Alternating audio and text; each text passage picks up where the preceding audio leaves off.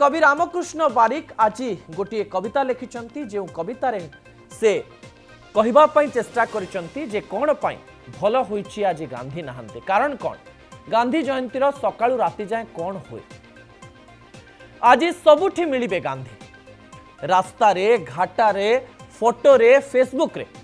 रास्ता रे घाट रे फोटो रे फेसबुक रे पोस्टर रे प्रोफाइल पिक्चर रे वर्ष जाक सफा होई नथिबा मूर्ति कथा आज सभिंकर मने पड़ीजिव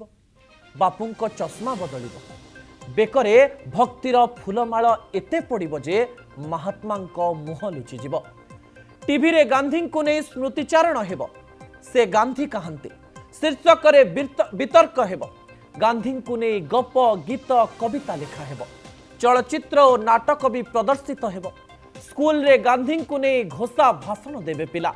नेतांक लंबा चौड़ा भाषण रे आज खाली गांधी थिबे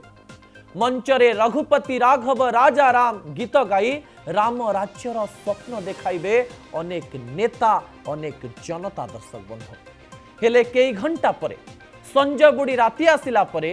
हेले कई घंटा परे संजय बुड़ी राति आसिला परे पुणी निज पूर्व रूप को फेरी जिबे ए नीलवर्ण श्रृगाल माने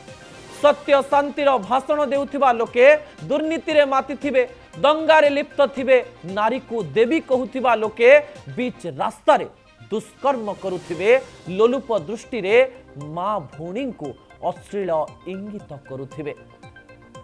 अति सुंदर भावरे कथा को प्रतिपादन करा जायछि आउ विदेशी मदरे चूर होई सभ्य समाज रे उत्पात हेउथिबे अहिंसार कथा कहूथिबा नेताए हिंसा रची क्षमता लुटिथिबे दर्शक बंधु यह बोध हुए आजिर परिप्रेक्षी रे सत भली लागे एवं ए कथा को अनेक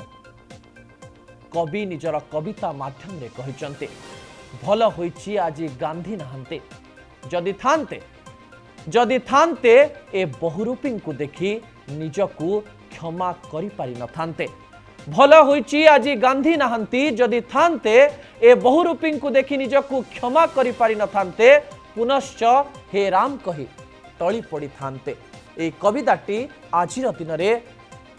संपूर्ण रूप से जनतांक निकट में पहुंचवार आवश्यकता रही दर्शक बंधु कारण आजिर दिन में समाज बदली जाइछि गांधी जो राम राज्यर स्वप्न देखुथिले से स्वप्न जे सतरे पूरण हेब ए प्रकार कथा मध्य कुहाजाई न पारे दर्शक बंधु आजिर दिन में ए कविताटी मु आपणक निकट में रखुछि जहाँकि रामकृष्ण बारिक लिखिछंती।